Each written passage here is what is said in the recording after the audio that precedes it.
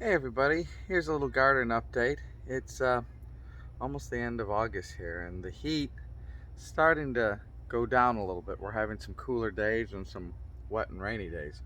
But is that making an effect in the garden, and what do we got to do here? Let's take a look at, as the season ends, what kind of second season or fall season we might have. Let me flip the camera.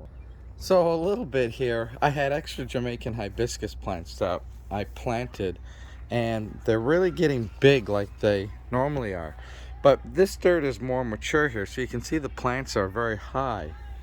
Whereas when I come over here to show you my new garden bed out here that I planted, it's a raised bed, and the plants aren't as high. And I think again it's because of the dirt. It hasn't matured yet. You know, the microorganisms and the fertilizers and the nutrients, you know, they take a while, I think, to establish themselves. So that's why, this being a raised bed for a long time, you put the same plant in, it does a little bit better. A little bit disappointed in the ghost peppers. The plants survived, but they didn't really produce much, and I think it's because they didn't like the heat here. They got a little bit too much heat. Now the cucumbers and the bitter melons kind of started to grow, and you can see they started to produce these little bitter melons, but not to the extent that I really wanted them to grow. Again, a little disappointing. Now the little melon plant, they make these small tiny melons, kind of like a cantaloupe honeydew. They're great, and I hope to grow these more again, because they will grow. Again, just not to the extent. I think the heat was killing us, and my poor gooseberry that you've seen before just couldn't make it. The herbs and eggplants and all that, I think we'll get some second harvest out of them, continue on throughout the rest of the season while it's fairly warm, and I'll keep staking them up as they get higher. But they're doing good, and the peppers are starting to have flowers come back too. And again, what you'll find here is that keeping the plants alive are great, and this one's a little bit tipping over here. I need to stake him up. I'll just put him here right now. But the problem is that the heat, it just wipes out everything. We fertilize, we water twice a day to keep these things alive, but with that intensity of heat, they don't do much. They go into a dormancy to survive the heat. The herbs, though, do good. The basil and everything, we really got a lot here. That always does good. We never have a problem with herbs. Now, let me kind of show you here a little bit what I got going on with the loofah tunnel. Now, these loofahs are really kind of an interesting plant. They're kind of a fun plant. And, you know, if you know what loofahs are, you scrub your body with them. But look at this here. They look like cucumbers, and I think they're kind of the same family, to be honest with you. But we started with these containers. So if you look at this here, a little container has one little vine of loofah, but we've got 6 plants, and look at what they've done. They've not only trellised like we wanted and make the tunnel, but they're going into the trees. Look way up there. You see those high flowers? They're getting into the trees. They're going to be going into the park. They're going over the roof here. And so it's really kind of a fun plant because, you know, how does it get the water so far down? And there's a big spider web there too, if you see that. So you got to be careful you don't run your face into that. But it made the tunnel like we expected. Here's another loofah that's kind of getting towards its size, and here's another one that's even more mature. And so the bigger the loofah, of course, you got the bigger the scrubbing area, like you buy them in the store, how they're nice and big. And so, you know, again, it's been very interesting to grow such a vegetable that you don't really eat, but you use for, you know, scrubbing. And the idea was to put these bars in the, you know, the arches and see if it would grow and make a tunnel, and it sure did. We could have maybe trained it just a little bit more cleanly, but, you know, it's kind of an experiment, and I wasn't here for some of the summer to kind of help it train, but good Lord, is it making loofahs. It's finally establishing itself. I mean, there's loofah.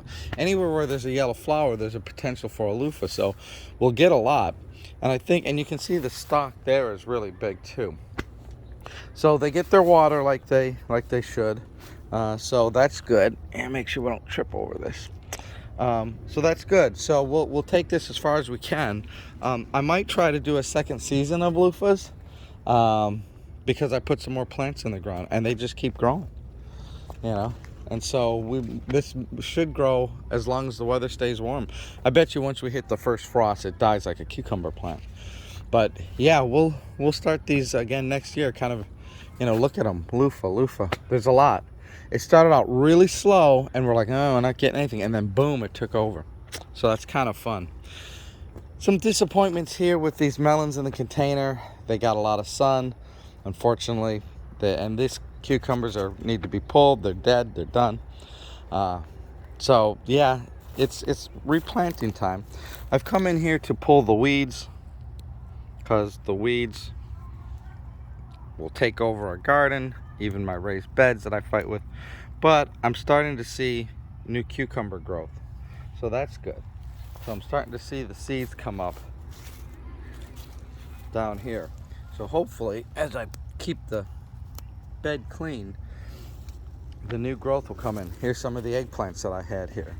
So if we can keep getting some rain and moisture, I'm hoping that we'll have enough time to get these cucumbers up and running. There's some seeds back here that have sprouted, and then I still got some more room back here too. So just trying to kind of time things and get things in here so that they grow, because the heat should be dissipating. Back here, the sweet potatoes that we've been growing since May, you can see they've gone up and over the fence, exactly what I want them to do. They didn't go this way, but they went that way, because that's where the morning sun is. That's where they're going to be looking for. And so that's really good how they didn't go this way, because it would have been a mess. The other things are the zucchinis and raspberries. They'll be better next year since I transplanted them. The first year they need to get reestablished. My container melons, lots of flowers, but they've just been beaten down by the sun. Even with the watering and all that, I thought they might be able to resist it. Could plant some stuff here. The one thing that I don't like is, I've been cleaning up the beds here, and of course, it's a continuous effort to pull these damn weeds. But for North Texas, we could grow more tomatoes. But the problem is the stores don't carry the tomato plants right now. It's very, we try to check all the weekends when August happens, because we could do a second season. But, I got to learn my lesson that if I want tomatoes and everything for a second season, I have to do them myself from seed. It's the only way to guarantee we'll have the plants. It's just unfortunate that they don't sell it. The blackberries are doing good back here. I was stringing them up and cleaning them up, and I got a lot of mess here I got to clean up still. I got to string up my poblano peppers. They're kind of falling over. I did a lot of work last weekend, and there's still stuff I need to do this weekend. These zucchini plants that I planted back here have been doing good. They could have used a little bit more, I think, to be even a little bit stronger. But, pretty good. Like I say, when you go on vacation and stuff like that, you're fighting the garden and the elements when you're away. But, yeah, the zucchini plants didn't do too bad back here. Now the chard needs to be picked, so there's some nice leaves here we can pick, and the zucchini's falling over. So it's still a bit of a jungle, more than I'd like. I have to trim out these blackberry plants. And again, these blackberry plants, I think when the season ends, I'm going to pull some of these and transplant them. I don't like them by the fence. I can't get to things. And these are the new ones. I hope to really have some nice new blackberries coming up, because at some point, I don't know how long these will stay before you have to replant. I don't know how continuous they will be, but we'll see. And then the strawberry plants, this strawberry bed's been a mess for a long time, and I want to do a raised platform for them. It's too hard to dig in. I can't get behind there. There's vines. There's still a lot of work to do in the garden. Now, next year, I'm probably going to have raised beds here, just to kind of start doing it upright. I really like these raised beds, and I really like the thin ones too. I think there's a benefit to have some thin beds like that for vertical things, even for things like eggplants and peppers.